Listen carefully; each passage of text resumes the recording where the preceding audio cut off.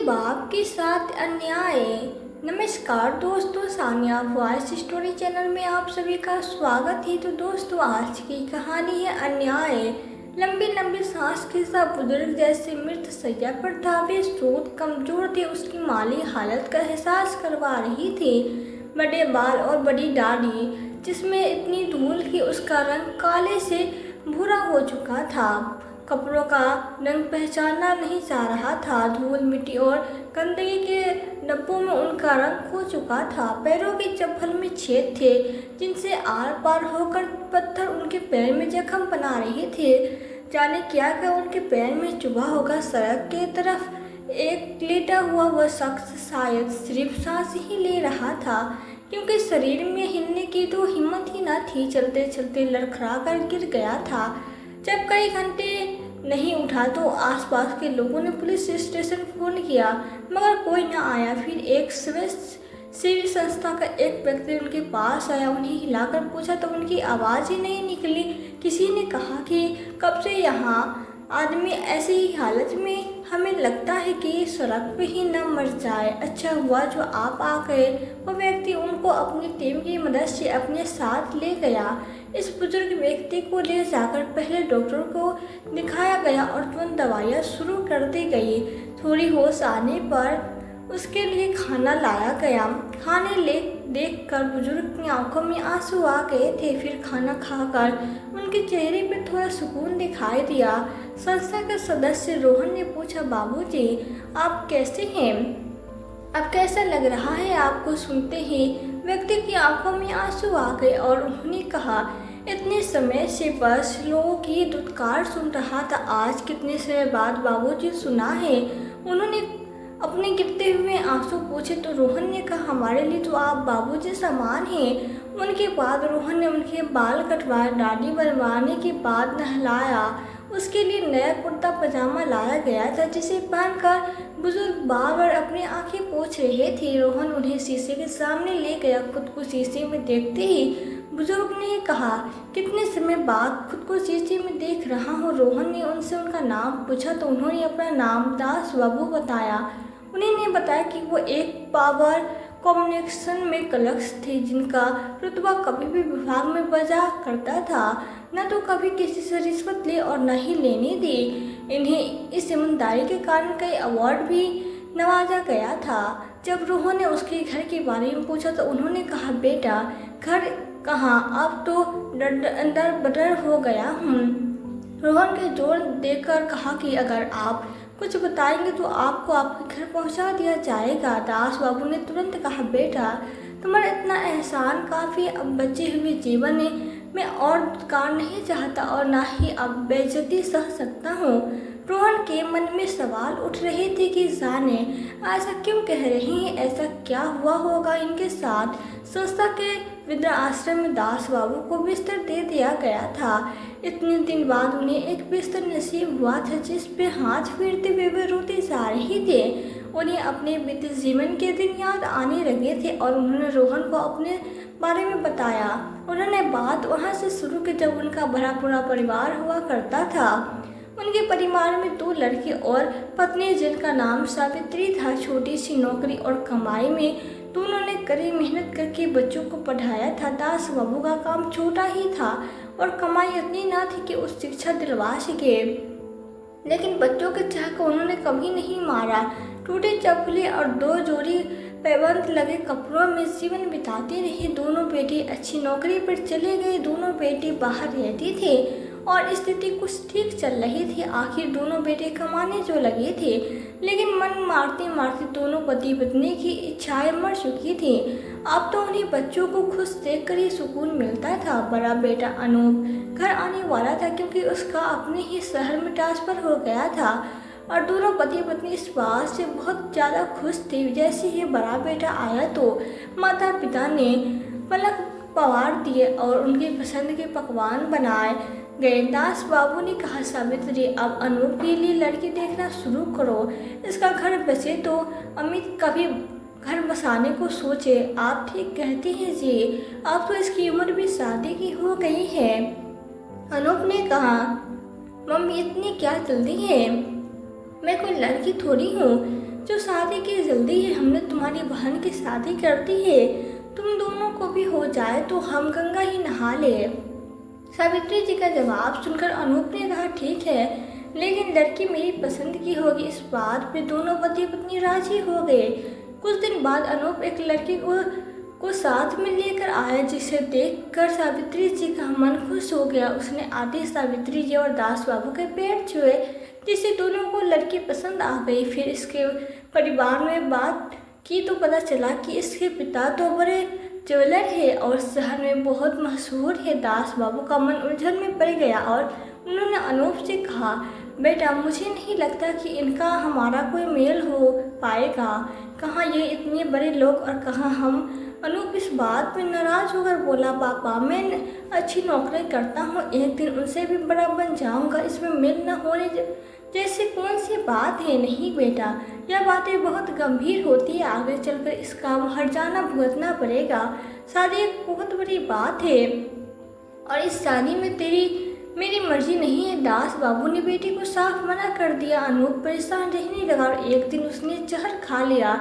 उसके कमरे का दरवाज़ा अंदर से बंद था। जब सावित्री जी उसके लिए सुबह की चाय लेकर गई तो देखा कि दरवाज़ा बंद है। काफ़ी देर तक नहीं खुला तो दरवाज़ा तोड़ा गया। मुंह से झाग निकलता देख जल्दी से उसको हॉस्पिटल ले गया। जैसे तैसे कई घंटे की मुशक्क़त के बाद जान बची, मगर इतने में माता पिता का रो रो कर बुरा हाल हो गया। अनूप से उसके पिता दास बाबू ने कहा, बेटा, ऐसा क्या किया तुमने और क्यों किया? हमारी परवाह न की थी क्या तुमको? अनूप खामोश था और बाद में उसने अपनी माँ सावित्री जी से कहा, अगर मेरी शादी राधा से नहीं हुई तो अगली बार आप मुझे बचा नहीं पाएंगे। सुनते सावित्री जी के पैरों तले जमीन निकल गई। उन्होंने यह बात दास बाबू को बताई, जिसके उनके चेहरे पर चिंता साफ दिखाई देने लगी। दास बाबू ने कहा, सावित्री, मुझे यह सब ठीक नहीं लग रहा। कहीं इसकी बात मानकर भी हम इसको खो न दे। सावित्री जी ने कहा, बेटी को मरता देखने से तो अच्छा है। यह सुनकर दास बाबू के दिल पे जैसे वज्रपात ही हो गया। उन्होंने आखिर में बेटे की बात मान ली और उस लड़की राधा से अनूप की शादी संपन्न करवा दी। शादी होते ही लड़की के पिता ने दहेज में एक आलीशान घर यह कहकर रहने को दे दिया कि राधा हमेशा से सुख सुविधाओं में घर में रही है। आपको घर अच्छा है लेकिन काफ़ी छोटा है। मैंने इस घर में राधा और आप सबके रहने के सारे इंतजाम करवाए हैं। आप सब परिवार इसमें रहिए। जिससे दास बाबू के दिल में बड़ी ठेस लगी। राधा पगफेरी के लिए जब घर गई तो उन्होंने अनूप से अकेले में कहा, बेटा, यह घर हमें कबूल नहीं है, इसके लिए तुम मना कर दो। हमने तुम्हारी शादी की है, तुम्हें बीजा नहीं और हमारा घर जैसा भी है राधा बहू को कबूल करना चाहिए।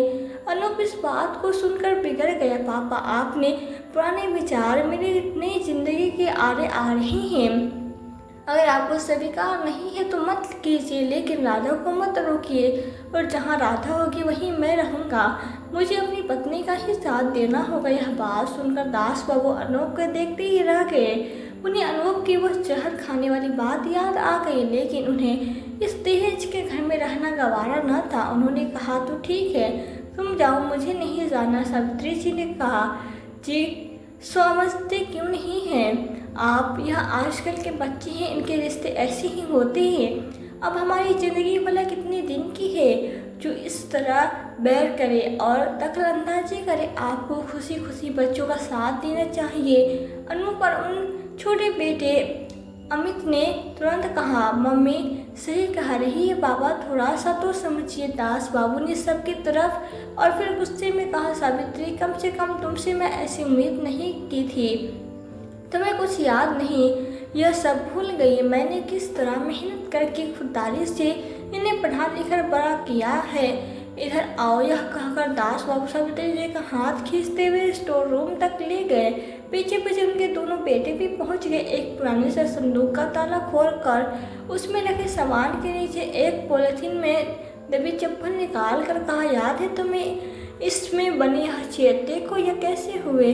जानती हो, मेहनत करके घिसने से मैं कई नई खरीद नहीं बन पाया था, क्योंकि बच्चों की फीस, पढ़ाई, घर के खर्चे सब मुँह आए बाय खड़े थे। क्या तुम में से किसी ने मैंने कहा कि तुम खर्चे बाद में, पहले मैं अपने लिए चप्पल लाऊंगा, बोलो कभी कहा? क्या आप बोलते क्यों नहीं? वो सावित्री जी आंखों में आंसू भरे खामोश खड़ी थी। उनके हाथ में टूटी चप्पल देखकर अनूप ने कहा, पापा आप हमें इमोशनल ब्लैकमेल मत कीजिए। ऐसे चप्पल कौन संभाल कर रखता है? इनको फेंक दीजिए और इसको यादों से भी निकाल बाहर फेंक दीजिए। आपको मुंह बंद करना चाहिए। राधा देखेगी तो क्या सोचेगी कि आप कभी यह भी पहनते थे? दास बाबू का गुस्सा अनूप की बातों से साथ भी आसमान पर था और वह जोर से दहाड़े, तुम का जानो इनकी कीमत? इन्हें मैंने पाई पर जमा करके खरीदा था और तुम लोगों के लिए एरिया रगड़ते हुए घिस दिया था। सावित्री जी, मेरे जीवन की वो याद है जिसे मैं खोना नहीं चाहता, जिससे मेरे पैर जमीन पे अरे और अपने बच्चों के लिए मैं यही चाहता था कि जैसी खुददारी से मैं जिया हम भी वैसे ही जिए। लेकिन इनके 2 दिन के प्यार पर मेरे सारे जीवन की खुददारी भारी कीमत छोटी हो गई। दास बाबू बोल ही रहे थे कि सुमित बीच में बोल, पापा आप हमको एहसान जता रहे हैं। एक माता पिता यह सब करते हैं। अगर आपने मन मारा है तो हमने भी तो मन मारा है। आपने हमें कितना दिया, लेकिन बहुत कुछ ऐसा दिया जो दूसरे बच्चों के पास था, जिसे देखकर हम मन मारते, लेकिन कभी आपसे मांगा नहीं। जब आप इतना कुछ मिल रहा है तो आपको एहसान अहंकार आड़े आ रहे हैं। अरे इतना कुछ आप 7 जन्म में भी नहीं कमा पाएंगे। दास बाबू का हाथ में सब कुछ सुनकर हवा में उठा और वो जोर से दहाड़े, चुप हो जा अनूप। और हाथ अनूप पर उठने से रह गया। वो अब अपने आंसू रोक नहीं सके थे। सावित्री जी अपने पल्लू सुमन के आंसू पोंछ रही थी और उन्होंने अनूप को बाहर जाने को कह दिया था, लेकिन दास बाबू का सब्र का बांध टूट गया था।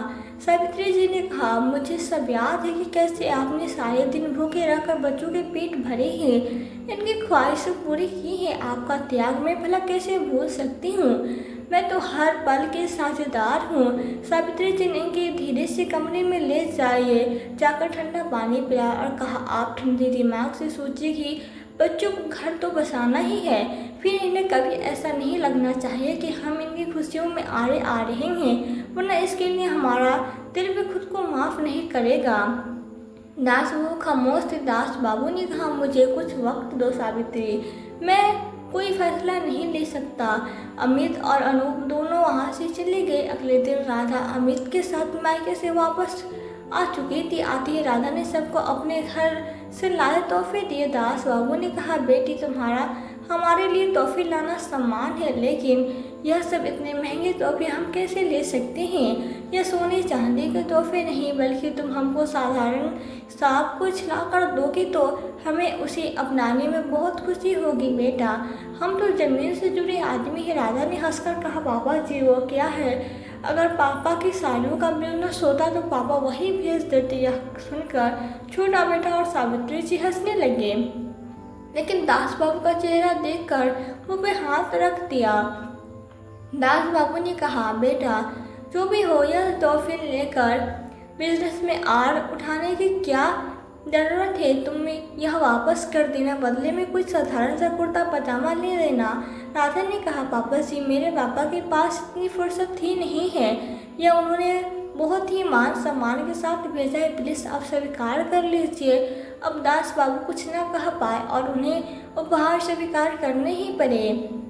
बाद में सावित्री जी ने कहा, देख हमारी बहू कितनी अच्छी है, बातों कैसे संभालती है। दास बाबू ने कहा, मेरे बच्चों को भी तो इतना ही समझदार होना चाहिए था। लेकिन अफसोस कहकर उन्होंने आंखें पोंछी और उठकर टहलने चले गए। अनूप और राधा ने नए घर जाने की तैयारी कर ली थी, लेकिन दास बाबू सन्न थे। राधा ने सावित्री जी से कहा, मम्मी जी आप लोग भी पैकिंग कर लीजिए, सब एक साथ ही जाएंगे। पीछे से दास बाबू ने आकर कहा, वो क्या है बेटा कि इस घर से हमारी यादें जुड़ी है, इसी कारण यहाँ से जाकर हमारा मन नहीं है और तो नहीं लगेगा। तुम लोग जाओ, हम मिलने आ जाया करेंगे। राधा ने कुछ नहीं कहा और राधा ने तुरंत से कहा तो उसने भी यही जवाब दिया, जब उसका मन नहीं हो तो क्यों जोड़ देती हो? जब मन करेगा तो आ जाएंगे। राधा अनूप के साथ ने घर में चली गई और साथ ही छोटा बेटा भी उसके साथ चला गया। दास बाबू सबके जाने से दुखी थे, लेकिन उनका आत्मसम्मान उन्हें वहां जाने की इजाज़त नहीं दे रहा था। इस दुख में उनकी तबीयत खराब रहने लगी। सावित्री जी का पूरा ख्याल रखती थी, बावजूद इसके उनकी तबीयत में कोई सुधार नहीं आया। दास बाबू बिस्तर पे आ गए, लेकिन सावित्री जी के लाख समझाने पर भी बेटे के यहाँ जाने को तैयार नहीं हुए। उनका ख्याल अकेले रखते रखते सावित्री जी भी बीमार रहने लगी और एक दिन उसका पाँव फिसल के गिरने से कूल्हे की हड्डी टूट गई। इसके बाद सावित्री जी को तीमारदारी में समस्या आने लगी। अनूप की कहने पर दास बाबू अनूप के घर जाने को तैयार हो गए। बस यही चलता रहा, जिसे देखकर एक दिन दास बाबू ने सावित्री जी से कहने लगी, देखा सब ठीक चल रहा है, आप ही आने को मना करते रहते थे, पहले आ जाते तो आज इतने बीमार ना होते। दास बाबू ने कहा, यह बात अपनी जगह थी, चलो यह भी ठीक है। राधा अक्सर शाम के समय घर पे ही नहीं रहती थी। इधर अनूप भी ऑफिस से देर से ही आता था। दास बाबू अक्सर कहते थे कि रात का खाना सबको साथ में खाना चाहिए, लेकिन स्थिति जो करते बनी रही। एक दिन उन्होंने राधा को जाते देखकर कहा, बेटा रोज कहाँ जाती हो, देर रात तक घर से बाहर रहना ठीक नहीं होता और हम इंतजार करेंगे, खाना हमारे साथ खाना। राधा बगैर कुछ कहे चली गई और खाने के समय सावित्री जी और दास बाबू उसका इंतजार करते रहे। रात के 12 बज गए थे और तभी अनूप घर आ गया था। उन्होंने राधा के अब तक न आने की बात कही तो उसने कहा, पापा वो एक पैसे वाले परिवार से है, उसके तौर तरीके और लाइफ स्टाइल भी वैसे ही है जो करने दीजिए, आप अपना देखिए। दास बाबू को यह बात बहुत बुरी लगी और उन्होंने कहा, यह अच्छी लड़कियों के तौर तरीके नहीं होते बेटा, जमाना क्या कहेगा। उसी समय दरवाजे पर फटाक हुई तो अनूप ने दरवाज़ा खोल दिया। सामने राधा खड़ी थी जो किसी लड़के के कंधे पे झूल रही थी। दास बाबू ने यह सब पहली बार देखा। अनूप के आगे बढ़कर कहा, अरे सोनू, तुम इसको कमरे में ले जाओ, कॉफ़ी लोगे क्या? साथ आए उस लड़की सोनू ने कहा, नहीं अनूप, मैं चलता हूँ, आज इतने लंबे गलत ब्रांड पी लिया है, जरा नशा हो गया है, तुम देख लेना। सोनू जा चुका था और राधा अपने कमरे में बिस्तर पे बेसुध पड़ी थी। अनूप ने कहा, मम्मी पापा आप सो जाइए, काफ़ी रात हो गई, अमित आएगा तो मैं डोर खोल दूंगा, कहकर जैसे ही अनूप पलटा उसे दास बाबू ने कहा, रुको अनूप, यह सब क्या है? बहू शराब पीकर आई है और वो किसी लड़के के साथ। अनूप एक बार की तो सब पका गया, फिर बोला, पापा वो सोनू था, उसको मैं जानता हूँ, आज इसके घर पार्टी थी जिसमें मैं भी इनवाइट था, लेकिन ऑफिस के कारण जा नहीं पाया। नहीं तो मैं पूछ रहा हूँ, बल्कि मैं तो पूछ रहा हूँ कि यह शराब पीती हैं? दास बाबू ने कहा तो अनूप ने थोड़ा तनक कर कहा, पापा वो कमेंट में पढ़ी लिखी है, मेरी तरह हिंदी मीडियम से नहीं है, इसकी फैमिली का बड़े बड़े लोगों से उठना बैठना है, वहाँ यह सब आम है और सोसाइटी का हिस्सा है। दास बाबू ने वक्त की नज़ाकत को समझकर कहा, हमें यह सब पसंद नहीं, उसको कहना आइंदा से ऐसा न करे, हमारे घर में बहू बेटे शराब नहीं पीती। अनूप मुंह बनाकर कमरे में गया और दरवाज़ा बंद कर लिया। ने सावित्री जी से कहा, सावित्री जाने हमारा घर किस कगार पे खड़ा है। सावित्री जी ने कहा, आप चिंता मत कीजिए, मैं राधा को समझा दूंगी। अगले दिन इस बारे में किसी से कोई बात नहीं हुई। लेकिन राधा शाम को फिर से चल दी और सावित्री जी ने आवाज़ देकर कहा, राजा आज जल्दी आ जाना बेटा, और कल की तरह मत आना बेटा। राधा को यह बात अच्छी नहीं लगी, लेकिन बिन कुछ कहे वो रोज़ की तरह चली गई और रात को 10 बजे घर में ठीक से वापस आ गई। 3 दिन तक तो सब ठीक था, लेकिन चौथे दिन राधा को देर हो गई। अनूप ने कहा, आप लोग सो जाइए, राधा के लिए मैं बैठा हूँ। दास बाबू ने कहा, हम भी तो यहीं बैठे हैं। अनूप उनके वहाँ बैठने से मन ही मन गट रहा था। आज राधा को बहुत देर हो रही थी, 12 से ऊपर का समय हो चुका था। अनूप सावित्री जी और दास बाबू को सोने को कहता रहा, लेकिन वो दोनों भी उसके इंतजार में सोफे पे ही बैठे रहे। रात के 1:30 बजे दरवाजे की बेल बजे। अनूप ने उठकर दरवाज़ा खोला। सामने राधा खड़ी थी। नशे में झूलती राधा अपने हाथों में सैंडल पकड़ के नंगे पांव खड़ी थी। उसने लड़खड़ाते जबान से कहा, अनूप। और वो अनूप के ऊपर गिर गई। इतने नशे में उसको कौन यहाँ तक छोड़कर गया था, यह पता नहीं चला। दास बाबू का पारा हाई हो चुका था। इतनी रात को उन्होंने कुछ कहना सही नहीं समझा और गुस्से में सावित्री जी की तरफ देखकर कमरे में चले गए। सावित्री जी भी पीछे पीछे कमरे में चले गए। दास बाबू अंदर जाते ही बरस पड़े, यह कैसे संस्कार है इस लड़के के। तुम तो कहती थी कि राधा कितनी अच्छी बहू है, बात संभालना जानती है, लेकिन यह तो बस पीना जानती है। अच्छे घर की बहू बेटे इस तरह से शराब पीकर नहीं आती। अमीर होना क्या यही सिखाता है। सुनिए जी, अब सुबह बात करेंगे, आपका बीपी बढ़ भी जाएगा। दास बाबू बड़बड़ाते हुए सो गए। अगले दिन दास बाबू ने नाश्ते के समय बात शुरू की। राधा सुनकर पैर पटकती हुई अंदर चली गई। दास बाबू ने कहा, अनूप, इसको समझा कर रखो। शादी के पहले जो भी किया, लेकिन अब नहीं। इज्जतदार लोग हैं हम, यूँ इज्जत दांव पे लगाने का काम नहीं करते। लेकिन पापा, उसको ऐसी पार्टियों की आदत है, वो शाम को घर में नहीं रह सकती। अब एकदम से आदत कैसे जाएगी, वो ऐसे माहौल में नहीं है। अनूप ने राधा का पक्ष लिया। आदत नहीं है तो आदत डाल ले, लेकिन यह सब नहीं चलेगा, आखिरी बार है, दास बाबू ने कहा और उठकर चले गए। अनूप ने सब राधा से बात की तो उसने कहा, बाहर नहीं जा सकती तो घर में ही पार्टियां करूँगे, तब तो तुम्हारे पापा को ठीक लगेगा। इससे ज़्यादा तो मैं एडजस्ट नहीं कर पाऊँगी। राधा ने दोनों हाथ हवा में लहरा कर कहा तो अनूप ने यही बात दास बाबू को भी कही। उन्हें बुरा लगा, लेकिन सोचा कि एक बार देख लेते हैं कि क्या होता है। 2 दिन बाद घर में पार्टी थी और सावित्री जी ने खुशी से राधा के दोस्त के लिए बढ़िया बढ़िया व्यंजन बनाए थे। वो चाहती थी कि राधा खुश रहे और घर का माहौल ठीक रहे। 8 बजे से शुरू हुई पार्टी रात के 12 बजे तक चली और सावित्री जी किचन में संभालती रही। सब लोगों ने कहा, राधा, तेरी सास तो कमाल का खाना बनाती है, जरा मिलवा दे। राधा ने इग्नोर कर दिया और सावित्री जी को सामने आने ही नहीं दिया। देर रात तक पार्टी में राधा काफ़ी थक चुकी थी, मगर गनीमत यह नहीं कि उसने शराब नहीं पी थी। शायद अनूप का कहना माना होगा। अब यह पार्टियां आए दिन होने लगी, लेकिन अब राधा खुलेआम शराब पीने लगी थी। दास बाबू की कितनी बार अनूप से कहा कि राधा को समझाओ, लेकिन उसने कहा कि पापा, यह हाई सोसाइटी की बातें हैं, आपको समझ नहीं आएगी और आप इनकी रोक टोक मत लगाइए। राधा के पिता का घर है, वो मन में आएगा वो करेगी।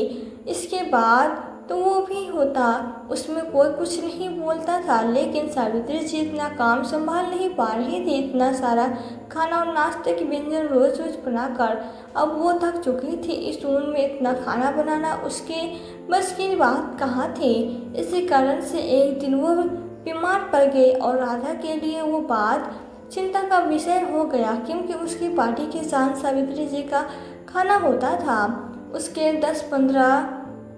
15-20 दोस्त अक्सर ही पार्टी में आते थे और सब सावित्री जी की तारीफ करते नहीं थकते थे। दास बाबू कभी पार्टी का हिस्सा नहीं बने और ना ही किसी से कभी मिले, वो हमेशा अंदर बैठे रहते थे। राधा ने सावित्री जी से जाकर कहा, खाना तो आपको ही बनाना पड़ेगा, दवाई खाइए और उठ जाइए, मेरी बेइज्जती मत करवाइए। दास बाबू ने सावित्री जी को उठने से मना कर दिया तो राधा ने कहा, आप तो कुछ करते नहीं हैं, घर का खर्च मेरे पापा चलाते हैं और बदले में मैं कुछ काम कर देती है तो आपको तकलीफ क्यों होने लगती है।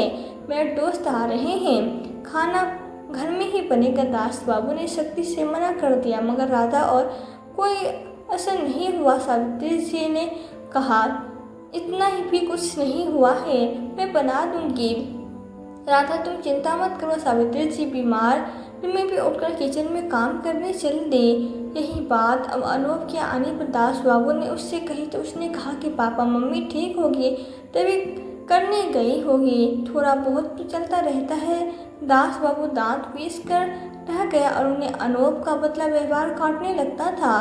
एक दिन उन्होंने इन सबसे तंग आकर कहा, अनूप, मैं और तेरी माँ पुराने घर में जा रहे हैं। अनूप ने तबाक से कहा, पापा लेकिन वहाँ कैसे जाएंगे, वो घर तो मैंने बेच दिया है। दास बाबू अवाक रह गए। सपने में भी नहीं सोचा था कि अनूप इसके बिना पूछे इतना बड़ा कदम उठा लेगा। उन्होंने कहा, मुझसे बिना पूछे मेरी जमा पूंजी खत्म कर दे। मुझसे पूछा क्यों नहीं? तो अनूप ने कहा, मम्मी ने से पूछा था और उन्होंने ही पेपर्स पर साइन किए थे। दास बाबू ने सावित्री जी की तरफ देखकर कहा, क्यों सावित्री, तुम भी इसकी तरह विश्वासघाती हो गई? सावित्री जी ने कहा, मेरी बात तो सुनिए आप। लेकिन दास बाबू उनकी एक भी न सुनने को तैयार थे। सावित्री जी अपनी बात कहने के लिए उससे आग्रह करती रही, लेकिन वो इतने गुस्से में थे कि कुछ सुनना ही नहीं चाहते थे। दास बाबू ने उससे बात करना ही बंद कर दिया था। सावित्री जी दिन रात भगवान के आगे बैठी रहती और प्रार्थना करती कि दास बाबू एक बार उनकी बात सुन ले। लेकिन दास बाबू की नाराजगी एक पल के लिए भी उससे दूर नहीं हुई। एक दिन सावित्री जी खूब रोई और रोते हुए उन्होंने एक चिट्ठी लिखी। उसके बाद सावित्री जी ने एक दिन फिर बात करने की कोशिश की। मेरी एक बात तो सुन लीजिए, भले बाद में नाराज हो जाइए। लेकिन दास बाबू ने निगाहें फेर ली तो उन्होंने वो चिट्ठी रोते हुए उनके आगे रख दी। लेकिन दास बाबू ने चिट्ठी पढ़ी ही नहीं, जिसके बाद इसी दुख में उन्होंने दिल का दौरा पड़ा और वो चल बसी। उसके अंतिम संस्कार के बाद उसको बस इस चिट्ठी का ख्याल आया तो उन्हें जाकर उसको अलमारी से निकाल कर पढ़ा, जिसमें लिखा था, आपका गुस्सा जायज़ है, लेकिन मुझे भी एक बार बात अपनी करने का मौका मिलना चाहिए। आपकी नाराज़गी मेरी जान ले जाएगी।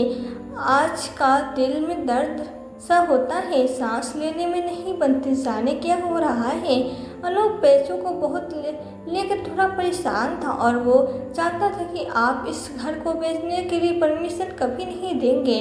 उसके ऊपर 50 लाख का लोन है, जिसके लिए वो बहुत परेशान था। मैंने उसकी मदद कर दी क्योंकि मुझे डर था कि कहीं वो कोई कुछ न कर बैठे। उस वक्त यही सही लगा और न ही इतनी जल्दी कमाकर वो कर्ज अदा कर सकता था। उम्मीद है कि इसके लिए आप मुझे और आपको माफ़ कर देंगे। दास बाबू चिट्ठी पढ़ते ही फपक कर रोने लगे और सावित्री जी की मौत का जिम्मेदार खुद को और अनूप को ठहराने लगे। रोते हुए कहने लगे, सावित्री, काश ये चिट्ठी मैंने पहले पढ़ ली होती तो तुम्हारी बीमारी का पता चल गया होता। तुम भी तो लड़ सकती थी, बात बता सकती थी।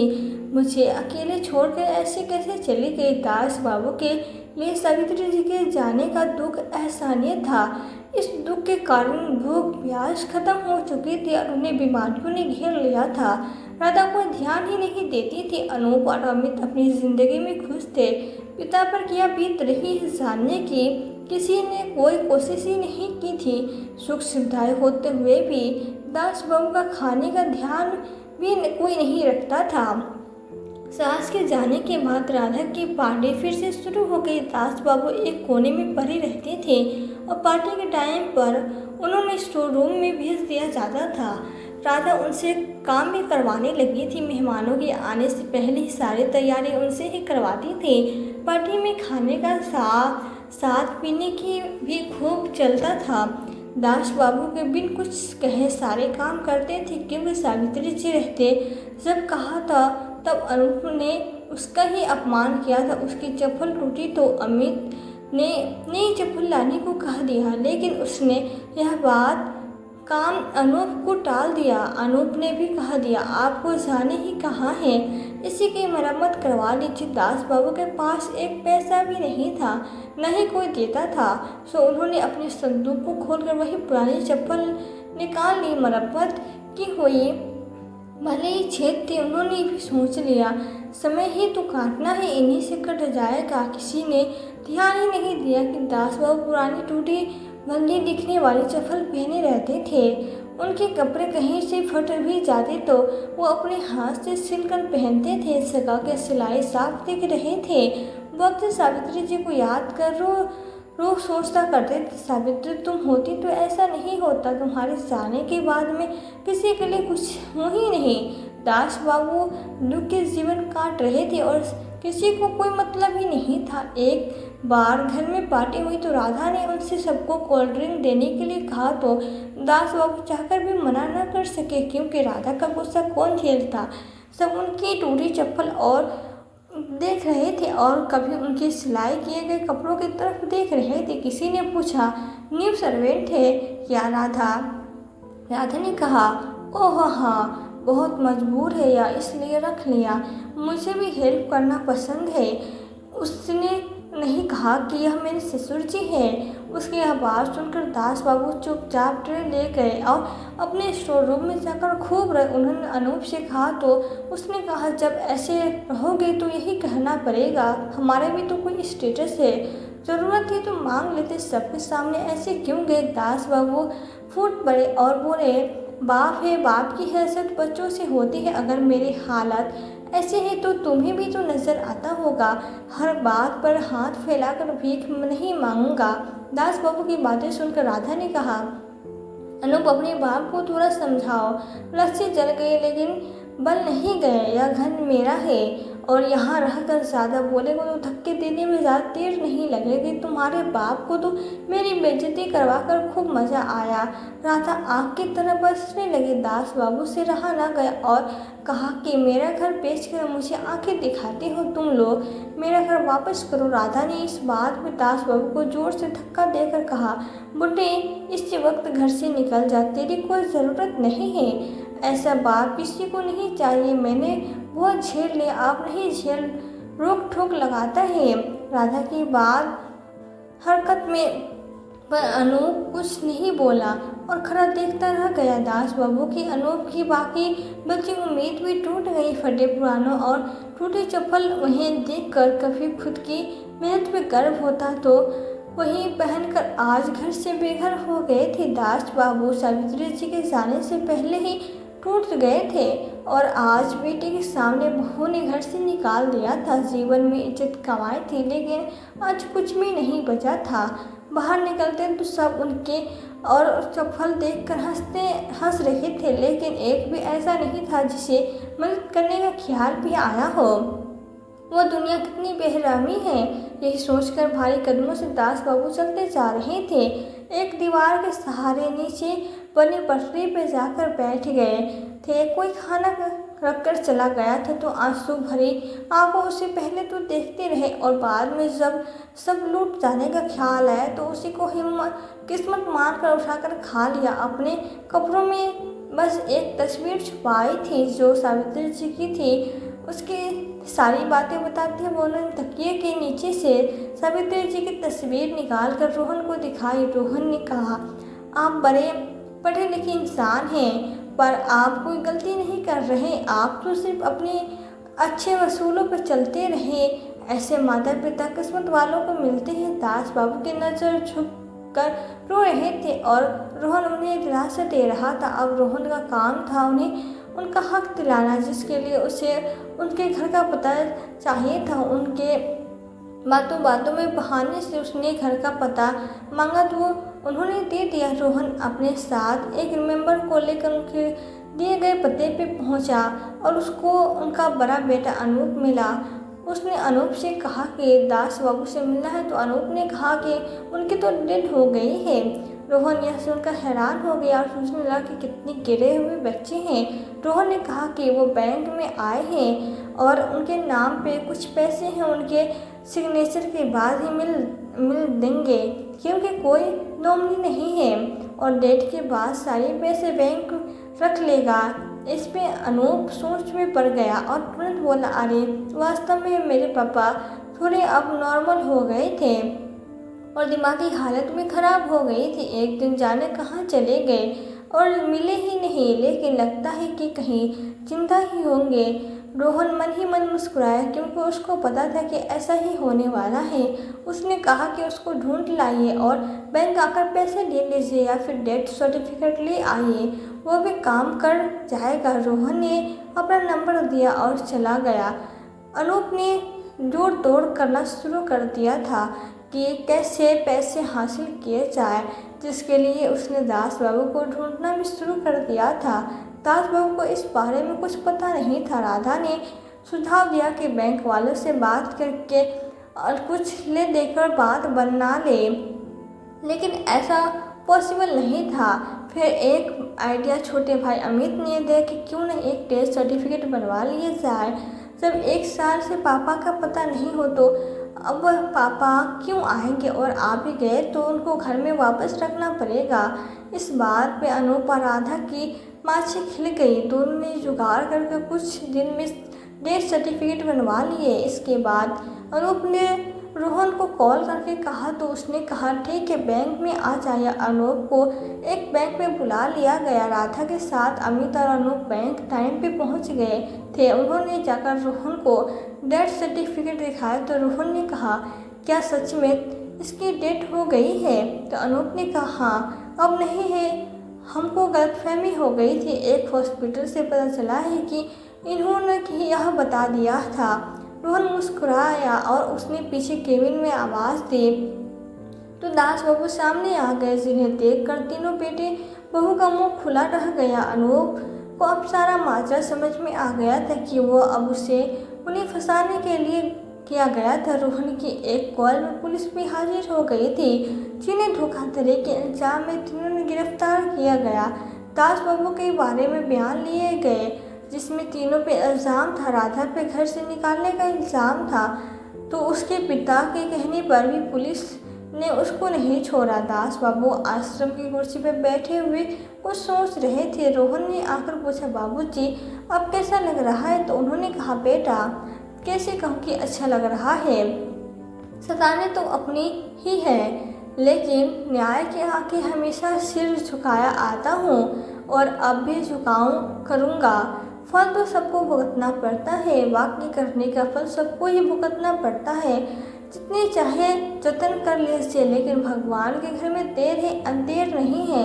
तो दोस्तों, यह थी हमारी आज की कहानी। आज की कहानी आपको कैसी लगी हमें कमेंट बॉक्स में कमेंट करके ज़रूर बताइए। यदि आपको अच्छी लगी हो तो वीडियो को लाइक और शेयर करके चैनल पर यदि नए हो तो चैनल को सब्सक्राइब जरूर कर दें। साथ ही बेल आइकन को प्रेस कर दें ताकि आने वाली वीडियोस की नोटिफिकेशन आपको मिलती रहे।